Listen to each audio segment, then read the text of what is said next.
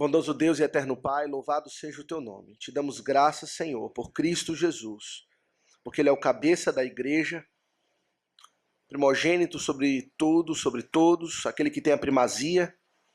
Damos graças, Senhor, porque Ele, na sua em grande sabedoria, estabeleceu uma ordem, uma liderança, uma estrutura na igreja, por meio da qual Ele executa os seus propósitos santos. Damos graças pelos oficiais da nossa igreja, presbíteros, diáconos, pastor. Pedimos que o Senhor nos ajude, ó Pai, nesse momento importante da vida da igreja, onde semana que vem nós vamos eleger os nossos diáconos. Que o Senhor nos prepare para fazer isso com toda seriedade, que é um momento muito importante na vida da igreja, mas sobretudo que o Senhor prepare os homens. O Senhor os chame, o Senhor os vocacione, o Senhor os qualifique, prepare, amadureça, para que possam de fato serem oficiais de Cristo na obra da misericórdia. Fica conosco, ó Deus, assim te oramos, em nome de Jesus. Amém. Meus irmãos, um breve resumo. Nós tivemos dois encontros já antes. O primeiro nós falamos a respeito da igreja como um todo, o que é a igreja de Deus, a instituição igreja, a igreja visível e invisível, a importância da igreja, a importância da liderança, a necessidade. Vimos isso do ponto de vista da palavra de Deus. Na aula anterior, na segunda, nós falamos sobre as responsabilidades específicas do diácono. E aqui eu só queria ler algumas definições.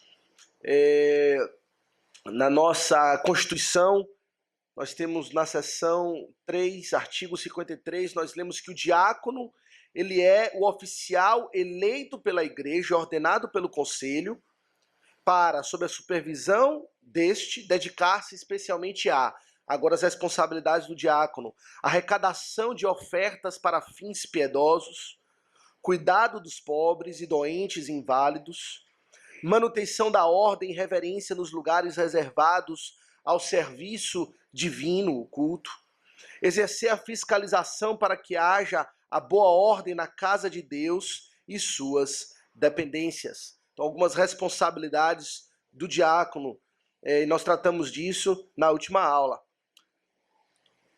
O reverendo Tocachica, ele define o ofício diaconal da seguinte maneira, ele fala: os diáconos são os ministros da misericórdia e da ordem do culto.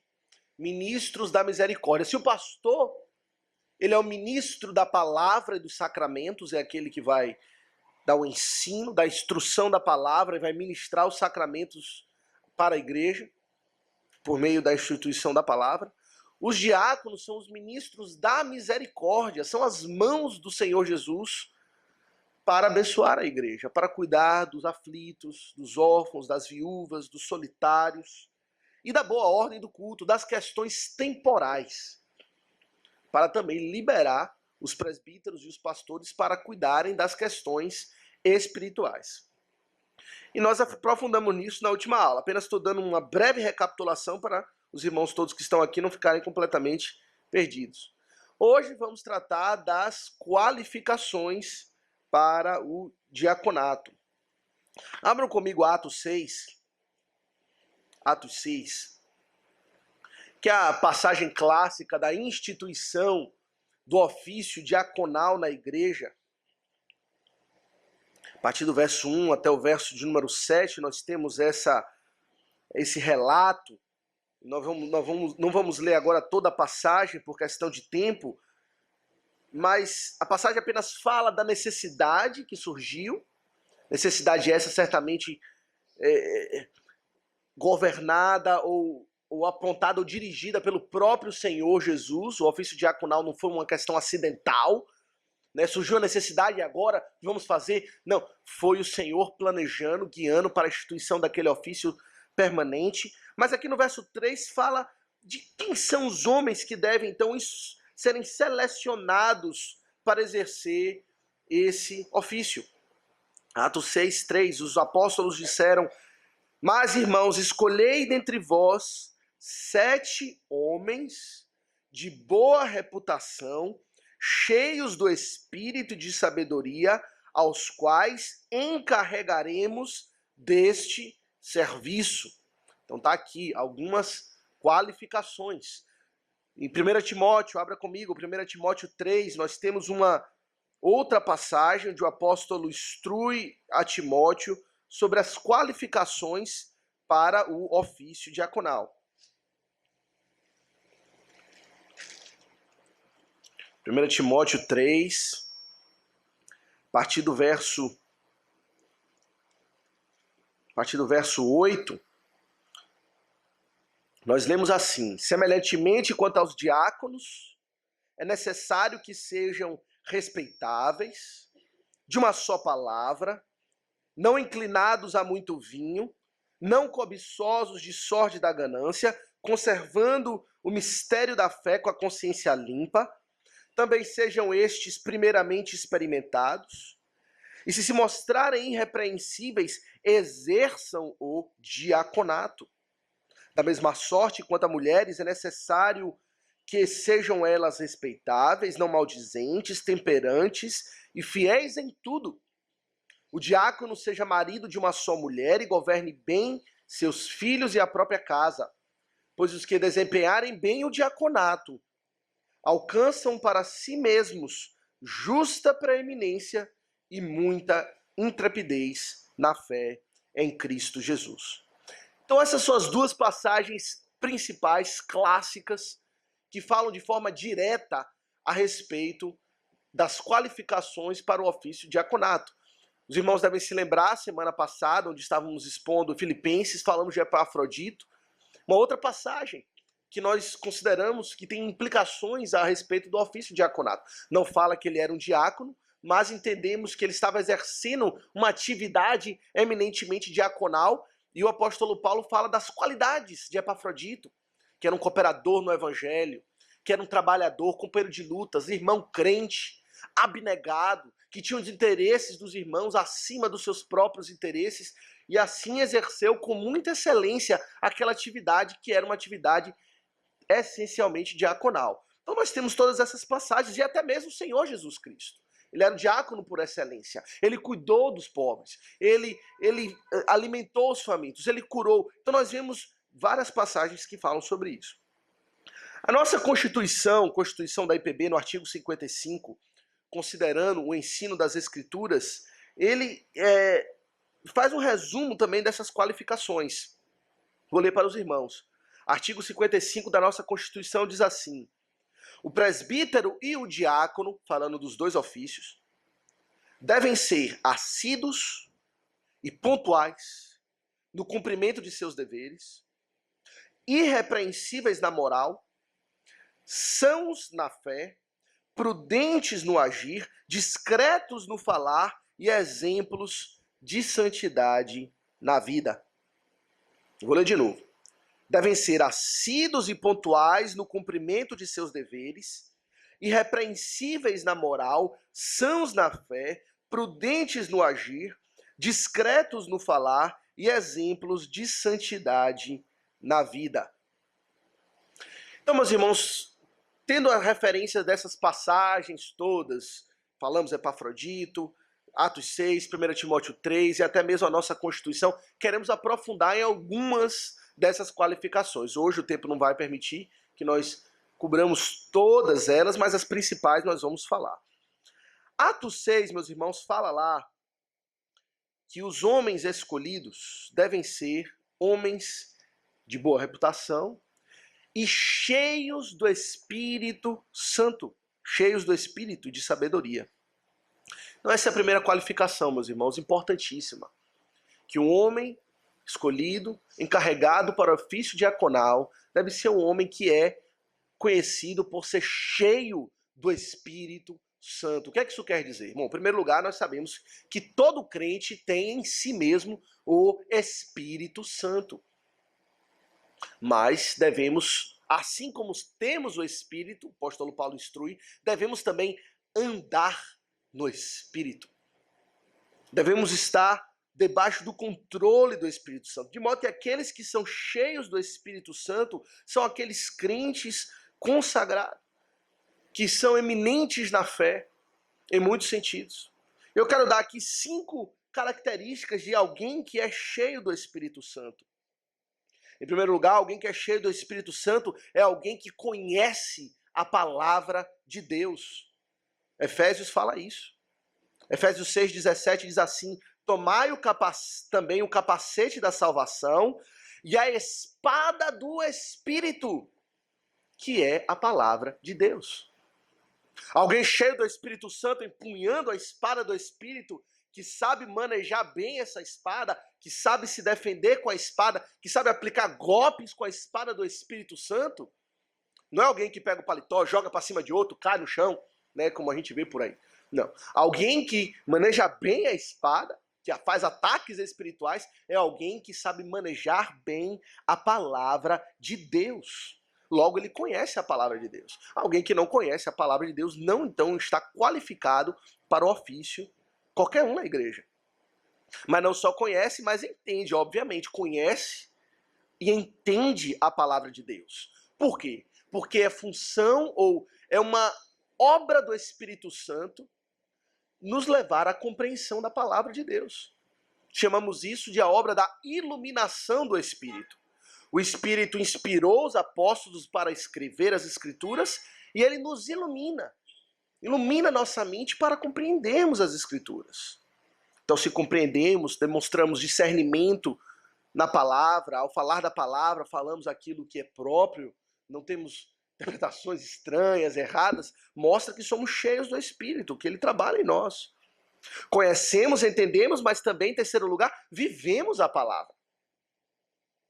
Alguém que conhece, entende e vive a palavra, porque viver a palavra, como lemos lá em Gálatas 5, é o quê? É produzir o fruto do Espírito Santo. Então, se você não vive a palavra, ainda que você conheça, ainda que você entende, não pode ser dito como alguém que é cheio do Espírito Santo, se não vive a palavra, se não produz o fruto do Espírito, se não se arrepende, não se submete à vontade de Deus, se não cresce em santidade. Em quarto lugar, alguém que é cheio do Espírito Santo é alguém que é cristocêntrico. Cristocêntrico, isso é importante compreendermos hoje em dia. Muitas igrejas pentecostais, elas têm a ênfase no Espírito Santo muito grande.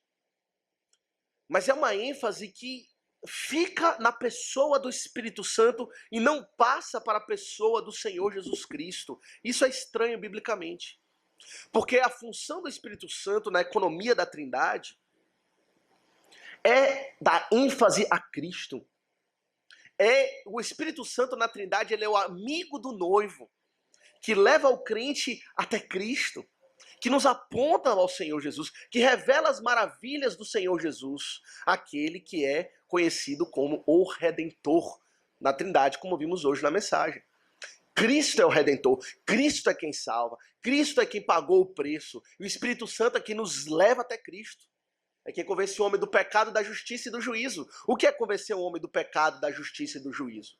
Se não revelar a nossa pecaminosidade e revelar que Cristo é quem é adequado para tratar com a nossa situação, tratar do nosso pecado. Logo, alguém cheio do Espírito Santo é alguém cristocêntrico.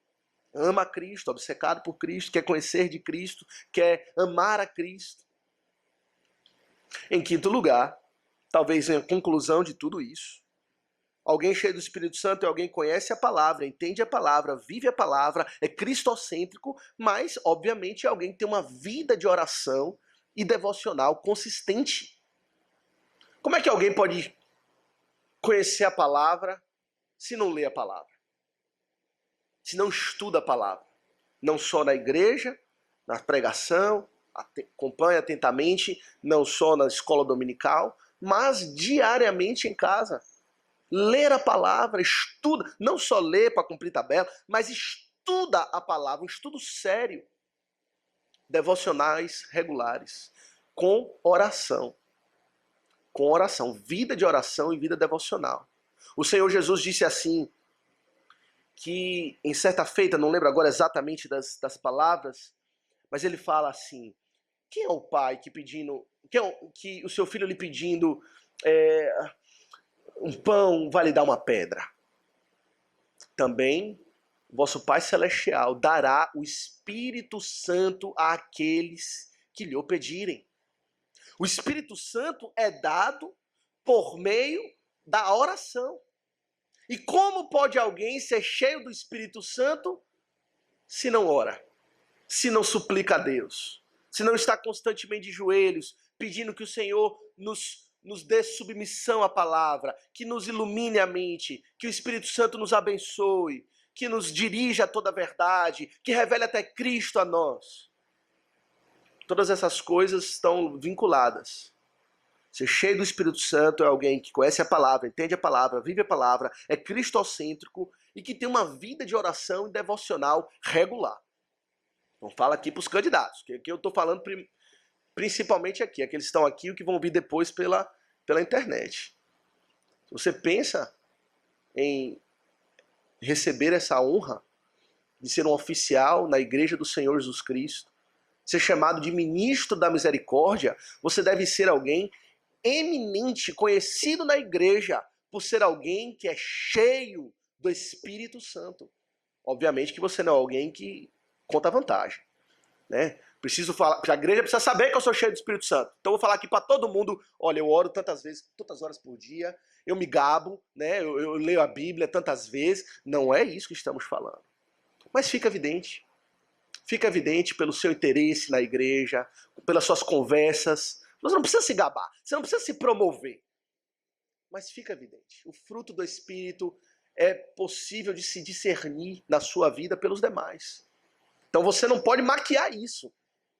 Não pense que com uma conversa piedosa, uma conversa de maquiagem, falando o que você faz ou deixa de fazer, você vai enganar os irmãos. Você tem que ter vida. E a vida se discerne no dia a dia. Então não dá. Se você não é cheio do Espírito Santo até hoje, não é agora que você vai ser. Preciso agora ser, correr atrás para semana que vem, quem sabe. Não. Isso é uma coisa de vida, de maturidade, de tempo. Atos 6 também menciona, meus irmãos, além de ser cheio do Espírito Santo, menciona que são homens de boa reputação. Homens de boa reputação, o que isso quer dizer? Quer dizer que é uma pessoa, um homem conhecido, que tem um testemunho dos demais, de que ele é uma pessoa irrepreensível.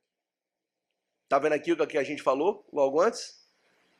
Não é você que vai promover a sua reputação, mas os outros vão observar a sua vida, o seu proceder, e vão reconhecer e vão identificar que você tem uma vida consistente com a mensagem do cristianismo. Você tem uma boa reputação. Logo, o que os seus irmãos da igreja pensam a respeito de você é importante. O que os seus amigos pensam, o seu chefe, a sua família, a sua esposa, sua noiva, sua namorada, o que é que eles pensam a respeito de você? Você tem um testemunho consistente em casa e na igreja?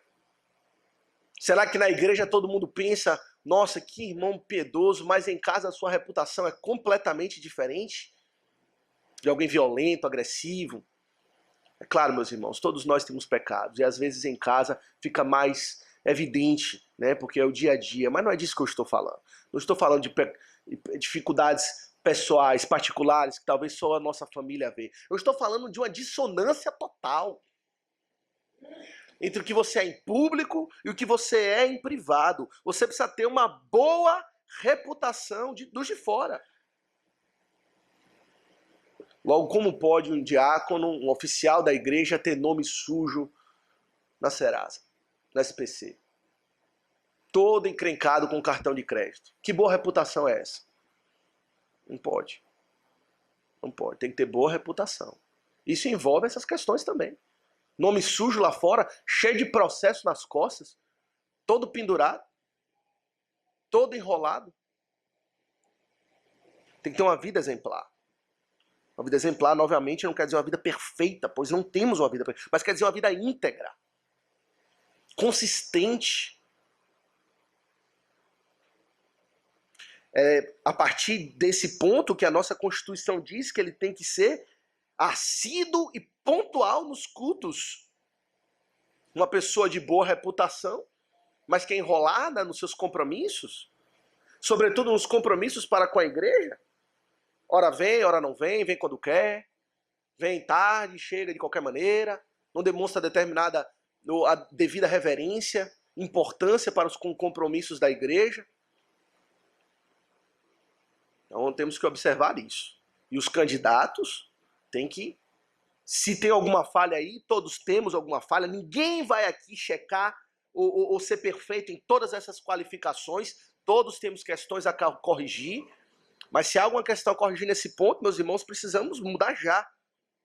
Assíduo, pontual nos cultos. Terceiro, cheio do Espírito Santo, boa reputação, mas também devem ser homens de aquilo que eu chamei aqui de ortodoxia e ortopraxia. O que é que isso quer dizer? Que ele tem uma doutrina sã, sadia, bíblica, o seu ensino, aquilo que ele crê, está firmado na sã doutrina dos apóstolos e dos profetas e do Senhor Jesus, e a sua vida tem que ser marcada por uma vida de santidade consistente com a doutrina que ele professa. E onde é que vemos isso? 1 Timóteo 3. 1 Timóteo 3, verso 9, o apóstolo Paulo diz o seguinte: esses homens, eles devem conservar o mistério da fé com a consciência limpa. O que é conservar o mistério da fé? Meus irmãos, o apóstolo Paulo usa essa expressão mistério da fé para se referir ao Evangelho. E naquele tempo, quando ele estava ensinando, havia muitas heresias, ensinamentos errados a respeito do Evangelho. Mas, em evidência, os judaizantes que distorciam o ensino da fé do Evangelho. Queriam estabelecer um outro caminho de salvação. O apóstolo Paulo, não. Os diáconos devem ser homens que conservam o mistério da fé. Homens que preservam o ensino apostólico. Que estão firmes no ensino da verdade. E que fazem isso com a consciência limpa. Com a consciência limpa. Ou seja, essa fé, ela não é conservada meramente pelo ensino da verdade, refutando o erro de forma intelectual, mas é também com uma vida consistente, consciência limpa, uma vida que ele sabe aquilo que eu falo é aquilo que eu vivo. Obviamente, a perfeição está longe de nós ainda, mas há uma marca de que o que você ensina, o que você crê, é consistente com aquilo que você vive. Logo, ortodoxia e ortopraxia. Doutrina pura, vida pura. Na nossa IPB, na nossa denominação, o que é que isso quer dizer, em parte, com relação especificamente à ortodoxia? Que todos os nossos candidatos a oficiais, eu digo todos os oficiais, presbíteros, diáconos e pastores, eles fazem juramentos e votos solenes perante a igreja, tomando o nome de Deus, de que creem que os nossos padrões de fé são a fiel exposição das Sagradas Escrituras. Que você é ortodoxo de acordo com as nossas confissões. Nós entendemos que a ortodoxia está na palavra de Deus, obviamente, que é a base de todas as coisas. Mas o que é que entendemos da palavra? O que é que interpretamos a palavra? Está nas nossas confissões. E todo oficial faz esse juramento. Então você está pronto para isso? Você já estudou, você conhece, falando aqui aos candidatos, você conhece os nossos símbolos de fé? Já leu? Já estudou? Os pontos principais, os capítulos principais, as perguntas principais? Já, quem sabe, se esforçou e talvez memorizar algumas perguntas do catecismo para ensinar a outros, para combater o erro, para conservar o mistério da fé? Precisa conhecer. Se você nunca leu os nossos símbolos de fé, como é que você vai aqui jurar, em nome de Deus, que ela é fiel à exposição? Se nunca nem sequer leu, tem que ler e estudar. Se não leu, corra atrás essa semana. Seu alvo número 1 essa semana é ler, e na nossa reunião, certamente sábado que vem, nós iremos perguntar sobre isso. Eu vou perguntar. Leu a confissão? Conhece? Tá inteirado? Sabe? O que é? Está pronto para jurar, mencionar o nome de Deus, que você assim crê que ela é a fiel exposição das Sagradas Escrituras? Se não, não pode ainda ser diácono. Isso quer dizer que você não pode ter reservas mentais. Reserva mental é o quê? Não concordo com isso aqui. Não concordo com esse ponto. Tudo bem, você não concorda, meu irmão? Tudo bem, você ainda não pode ser oficial. Você é membro da nossa igreja, vai ser instruído pelos oficiais e quem sabe, com o tempo, você é convencido. Não estamos dizendo que você não é crente, não é isso. Mas não pode ser um oficial. O oficial tem que estar firmado nos nossos símbolos de fé. E isso é uma questão sine qua non, sem a qual não. Se discorda de um ponto da confissão, não pode. Não pode. Muito menos ensinar errado. Isso é um peso maior para os presbíteros, né, do que para os diáconos. Porque os presbíteros, assim como os pastores, têm que ensinar esses pontos. Os diáconos não têm a responsabilidade do ensino de forma primária no seu ofício, embora vão consolar muitas vezes nas suas visitas, nós vimos sobre isso nas responsabilidades. Eles têm que consolar os aflitos pela palavra de Deus. E como vai consolar se não está firmado no mistério da fé? Não é? Mas precisa ter firme a posição confessional. Quarto ponto sobre a questão das qualificações cheias do Espírito Santo, boa reputação, ortodoxia e ortopraxia. Quarto ponto, deve ser um homem fiel. É a qualificação da fidelidade. Isso está aqui em 1 Timóteo 3,8. Diz assim. Deixa eu abrir aqui. 1 Timóteo 3,8.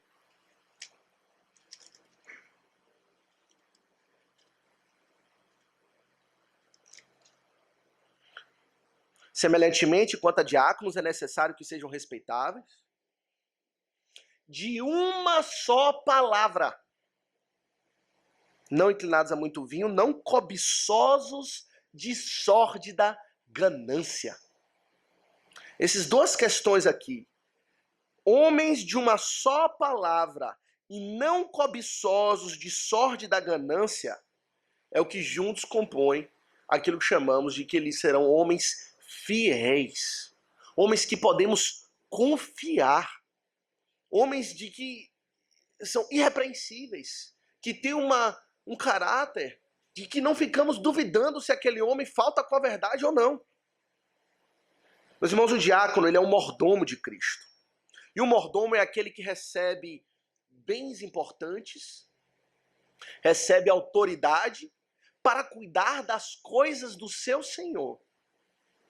E o que se espera dele, do mordomo, sobretudo, talvez a qualificação mais importante de um mordomo é o da fidelidade. Será que o seu Senhor pode confiar nele? Será que ele é alguém que eu posso botar a mão no fogo, né? Usamos essa expressão, botar a mão no fogo, que o que ele fala que o sim dele é sim e o não dele é não. De que ele é um homem de uma só palavra, não fala, daqui a pouco fala outra coisa, e é enrolado, e você nunca tem certeza do que aquela pessoa falou é plenamente verdade. O diácono, meus irmãos, vai lidar com finanças. Ele vai lidar com dinheiro muitas vezes. É quem é o responsável por receber as ofertas e os dízimos, fazer a contagem e repassar para a tesouraria da igreja. Se é um homem que não é de uma palavra só e que tem problema com sorte da ganância, tem dificuldade com dinheiro, não, como pode ser um diácono? Não pode. É um homem de uma só palavra. 1 Coríntios 4,2 diz assim: ora, o que se requer dos despenseiros é que cada um deles seja encontrado fiel. Aqui ele está aplicando aos pastores, é verdade, nesse contexto, mas se aplica totalmente aos diáconos também. O que se requer deles é que eles sejam encontrados fiéis, que eles sejam fiéis no serviço. Logo, se mente, se é dada mentira, não pode. Não pode. Meus irmãos, bote um compromisso na sua mente. Você falando aqui aos candidatos, né? Jamais cogite a possibilidade de sequer falar qualquer mentirinha que seja. A mentira, meus irmãos, é do diabo. A palavra deixa isso muito claro. Quem mente habita nas trevas. Porque nas trevas você faz as coisas em segredo, ninguém vê. Mas nós devemos ser homens que andam na luz, na verdade. Que jura com dano próprio e não se retrata, diz lá no Salmo 15. Jura com dano próprio e não se retrata é homem de uma palavra só. De uma palavra só. Então, não brinque jamais. Porque uma vez que você é pego na mentira, por menor que seja, podemos até estender o perdão. Mas para reconquistar a confiança, leva tempo. Leva tempo. Então, se você chega atrasado um dia, é fácil de corrigir isso. Temos vendo agora consistentemente que todo culto ele tem chegado, né, no horário. É fácil mudar essa questão, corrigir isso. Mas alguém que é dado a mentira, e todo mundo sabe, para corrigir isso, leva-se muito tempo para reconstruir a confiança dos demais. Então, deve ser um homem fiel. A palavra é clara nessa ênfase, e o próprio ofício requer. Quinto lugar, primeiro, cheio do Espírito Santo, boa reputação, ortodoxia e ortopraxia, homens fiéis, mas, em quinto lugar, homens de grande compaixão. Homens de grande compaixão. Porque essa é a essência do ofício.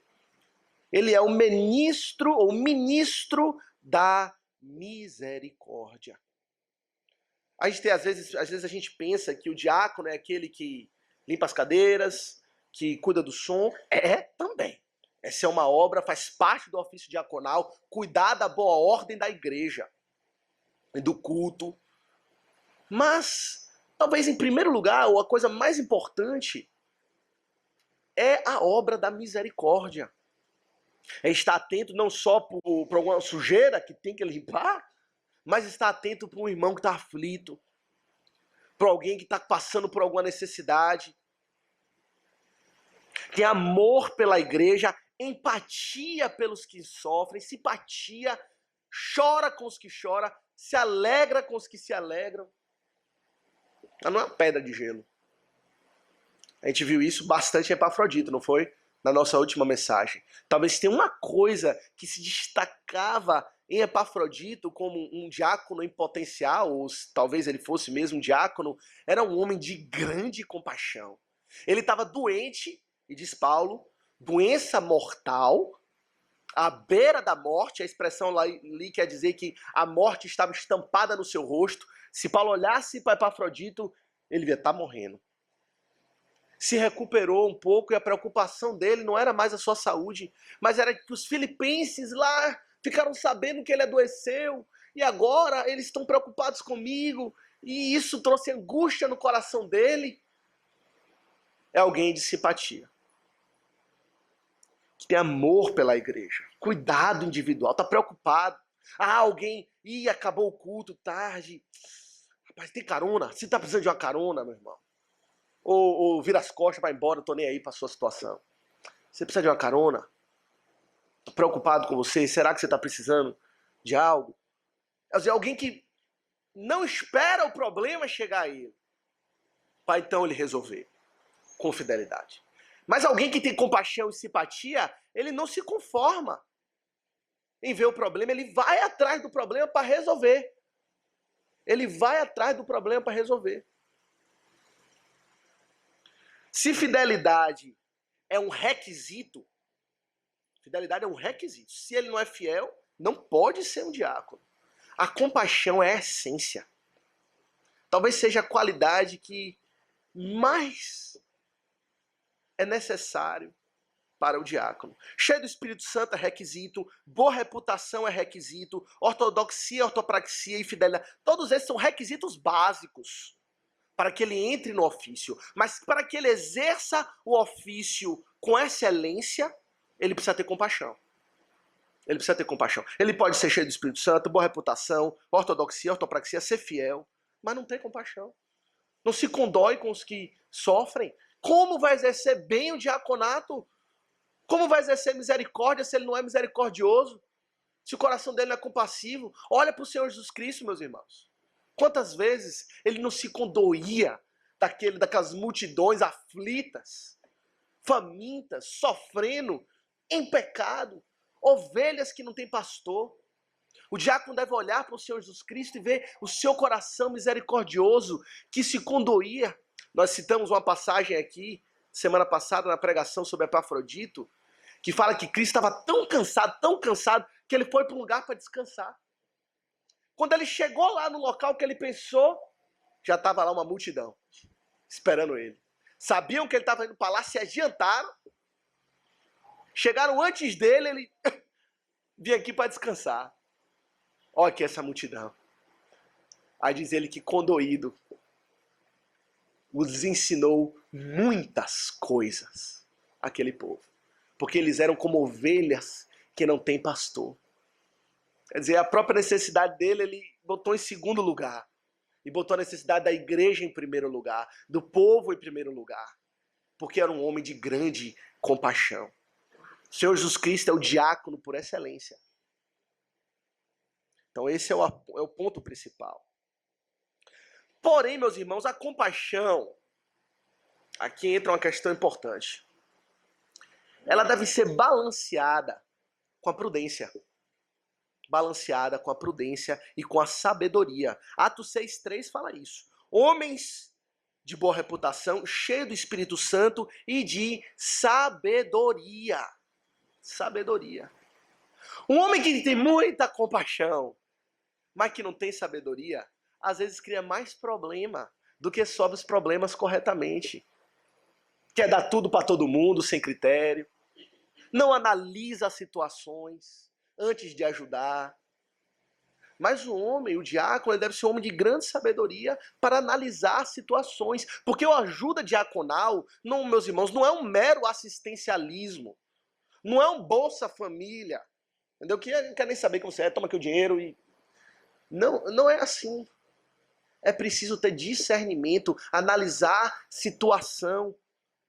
De modo que se surge uma situação, um problema diaconal, uma necessidade, o diácono tem que ter sabedoria e discernimento, por isso ele precisa ser cheio do Espírito Santo, para discernir aquela situação. Investigar, às vezes. Quem é aquela pessoa? Às vezes a pessoa chega aqui na igreja, as pessoas gostam de bater na porta da igreja pedindo ajuda, e um discurso que engana muitos. Mas vai investigar a vida daquela igreja, daquela pessoa. Vai ver quem é, todo enrolado, mentiroso, tá querendo se aproveitar da igreja, passar a perna. O diácono tem que ter essa sabedoria. E isso vai vir com custo pro diácono. Porque se a compaixão vai fazer o diácono ser amado por todos, porque ele é um homem compassivo, a prudência e a sabedoria vai fazer dele ser odiado, ser antipatizado. Porque às vezes a pessoa vai querer se aproveitar do diácono. O diácono, que é um homem de discernimento e de sabedoria, vai perceber ali a arapuca, vai perceber ali que aquilo ali é um problema, na verdade. Vai dizer não. Ao contrário, ao invés de dar ajuda, vai dar uma exortação para a pessoa. E vai levar o diácono a ser antipatizado. Logo, prepare-se. Prepare-se para poder ter um problema. Não é só, agora eu vou ser o bonzinho da igreja, todo mundo, vou ajudar todo mundo. Não é bem assim. E isso está na Bíblia. Veja em 1 Timóteo mesmo, capítulo 5. Capítulo 5, verso 3, meus irmãos, o apóstolo está dando aqui instruções diaconais sobre como ajudar as viúvas da igreja. E o que é que ele fala? Veja aqui no verso 3. Honra as viúvas, quais? Todas? Não. As verdadeiramente viúvas. E como é que você discerne quem é viúva da verdadeiramente viúva? Com discernimento. E o apóstolo Paulo vai falar aqui. Mas, verso 4, se alguma viúva tem filhos ou netos, que aprendam primeiro a exercer piedade para com os da própria casa. Verso 5, aquela, porém, que é verdadeiramente viúva, não tem amparo, espera em Deus, persevera em súplicas e orações noite e dia. Entretanto, a quem se entrega aos prazeres, mesmo viva, está morta. Logo, preciso fazer esse discernimento. A pessoa é piedosa? Ou a pessoa, quer dizer, veja bem, a ajuda diaconal é para aliviar os pobres, né? A pessoa está passando necessidade. Meu irmão diácono, eu não estou tendo o que comer. Meu irmão, como é que tá as suas finanças? Como é que você tem gerido as finanças? Ih, rapaz, estourei meu cartão de crédito comprando um videogame, comprando um tênis novo, e agora não consigo comprar comida. Ah, é? O que esse irmão precisa é ser exortado e ser ensinado como melhor gerir as suas finanças. Ele não é um verdadeiramente necessitado. Não é uma verdadeira viúva. Não é alguém que é eminente pela prática da piedade. Logo, não confunda, meus irmãos. O ofício diaconal não é só compaixão. Só ajuda. Discernimento, prudência. E às vezes o diácono vai ter que aprender a dizer não. Com o coração doído, porque ele é compassivo. Né? Ele tem compaixão, ele vai dizer não com o coração doendo. E vai exortar. Mas ele tem que ter essas duas coisas, compaixão e prudência, que é sabedoria. Mas também, vamos adiantar aqui rapidamente para concluir, diligência.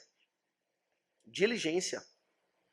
Isso fala a respeito da sua atitude para com os problemas. Ele é zeloso, ele é proativo, ele tem um espírito de serviço, não faz corpo mole.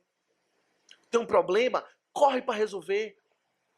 Não precisa ser mandado, mas é diligente. Alguém diligente não é alguém que não tem uma mão remissa, que não é relutante para trabalhar, mas que está disposto a botar a mão no arado e não olhar para trás, e trabalhar com todo zelo. Dentro desse ponto de diligência, meus irmãos, eu queria colocar aqui uma coisa importante que os diáconos precisam, é que eles precisam ser, de certa forma, articulados com pessoas. Conhecer pessoas. Tem um irmão que precisa de emprego. Ora, o diácono precisa, um diácono diligente, prudente e compassivo, precisa conhecer pessoas que ele possa pedir ajuda. Quem sabe, você pode dar um emprego para fulano de tal, fazer ligação. Olha, fulano de tal é uma pessoa piedosa, mas que está passando por um momento. De repente, você não poderia ajudá-lo? Pessoa diligente, que conhece onde estão os recursos que ele vai poder lançar a mão ou pedir para poder redirecionar e ajudar outras pessoas. Então ele precisa conhecer pessoas, como Paulo pediu a Onésimo, né? A Filemon, ajude Onésimo, ajude. O apóstolo Paulo fez isso tanto, não foi? Coletando, pedindo às igrejas que ajudassem a igreja de Jerusalém, que era uma igreja que estava com dificuldade. Precisa conhecer médicos, Trícia, que possam ajudar alguém que está doente, ligar, pedir uma orientação. Às vezes o diácono é que vai fazer ele faz o meio de campo. Ele é a ponte entre o necessitado e aquele que tem os recursos que podem aliviar o necessitado. Ele vê o problema, ele corre atrás para poder resolver. E isso precisa de diligência. Uma coisa que é muito boa os diáconos se envolverem é conhecer que tipo de serviço está à nossa disposição pelo governo. Tem algum posto de saúde que tem uma determinada vacina, sei lá, que possa ajudar alguém que tem alguma necessidade? Algum trabalho para aliviar quem tem problema com drogas? Não sei. Mas conhecer as ONGs, as instituições que são dedicadas para aliviar necessitados, julgar as que são boas das que não são, se tem alguma ajudada pela própria igreja. Ele precisa conhecer os recursos para ajudar os necessitados.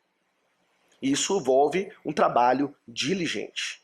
Então esses são os pontos principais, meus irmãos. Já querendo concluir, cheio do Espírito Santo, boa reputação, ortodoxia e ortopraxia, fidelidade, compaixão, prudência, diligência. Eu só quero fazer um breve comentário aqui, mas talvez de questão de curiosidade, que propriamente de qualificação, é a respeito aqui, o apóstolo Paulo fala às mulheres. Quanto às mulheres, o que isso quer dizer? Às vezes as pessoas pensam, diaconisas? É as diáconas. As mulheres que são diáconos, não, de modo nenhum. Atos 6 deixa claro. Escolhei 7 homens de boa reputação. Se não tivesse necessidade de ser homem, os apóstolos lá em Atos 6 não iriam falar isso. Escolham crentes de boa reputação, homens e mulheres. De maneira nenhuma. Mulher não exerce o ofício diaconal. Ela não pode ser diácono, nem presbítero, nem pastor na igreja. Quando o apóstolo Paulo fala aqui quanto às mulheres, ele está se referindo às esposas dos diáconos. Porque no grego é a mesma palavra. Esposa, mulher é uma palavra só. É uma palavra só.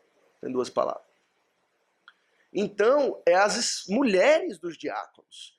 Assim como o diácono, a sua família deve acompanhar. Sua mulher deve ser piedosa, deve acompanhá-lo na igreja. Logo, o diácono com a esposa descrente, ou digo, um membro com a esposa descrente, bom, vamos orar por ele, pode ser membro da nossa igreja, mas não pode ser um oficial na igreja. Não pode. Porque a casa não está em boa ordem. Se o apóstolo Paulo fala que os filhos têm que ser crentes, quanto mais a esposa. Filhos crentes, submissos, que obedeçam ao Senhor, estão em boa ordem. Então, aqui fala das esposas do diácono. A nossa Constituição da IPB prevê, e a gente vê isso na palavra, obviamente, que as mulheres podem e devem muito bem auxiliar os diáconos nas atividades diaconais. Pô, tem uma irmã que está lá no hospital. O diácono pode muito bem solicitar uma outra irmã que faça uma visita à irmã que está doente, que dê um auxílio, que prepare uma refeição e leve lá para consolar aquela pessoa. É uma atividade diaconal, de misericórdia, mas ela não tem um ofício. Ela não é o líder. Então os diáconos podem lançar mão das irmãs para auxiliá-los nessas questões. Nossa Constituição fala isso. Que o conselho, né, pode designar, se convier, mulheres piedosas para cuidarem dos enfermos, dos presos, das viúvas, dos órfãos, dos pobres em geral. Mas não como ofício. Podem auxiliar. Então esse ponto aí, que eu queria só esclarecer. O ofício é para os homens. E as mulheres podem ajudar os diáconos. 2 minutinhos, meus irmãos, o tempo que nos resta. Falando das qualificações, a gente tem que falar também da questão da estrutura dos diáconos. Os diáconos, eles formam uma junta diaconal.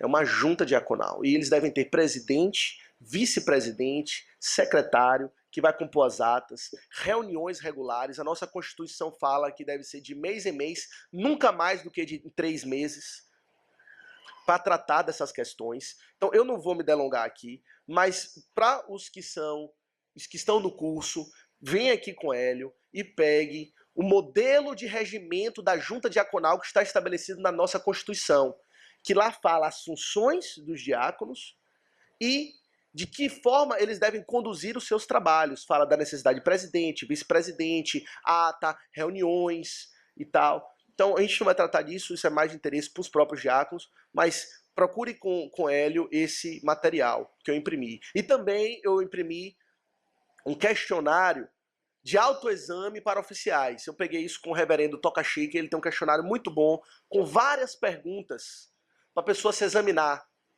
antes de se apresentar para o oficialato. Então essas perguntas estão aí, leiam, meditando, orando, para que o Senhor nos dê sabedoria ao exercer ou ao eleger os nossos diáconos. Vamos orar, meus irmãos, e pedir que o Senhor nos abençoe. Bondoso Deus e Pai, te damos graças, Senhor, pela tua igreja, te damos graças pelo ofício diaconal, que são as mãos da misericórdia no corpo de Cristo. Te damos graças por Cristo Jesus, ó Pai, que é o diácono por excelência, modelo, exemplo para nós, que não veio para servir, mas para ser servido e dar a sua vida em resgate por muitos. Pai, dá-nos homens fiéis assim, cheios do Espírito Santo, de sabedoria, de boa reputação, piedosos, fiéis, compassivos, prudentes, diligentes, e que serão uma bênção no nosso meio. Prepara homens assim e perdoa, Senhor, os nossos pecados, porque muitas vezes nos enxergamos tão aquém das qualificações que o Senhor mesmo tem delineado na tua palavra. Despede-nos em paz, fica conosco. Assim te oramos, em nome de Jesus. Amém.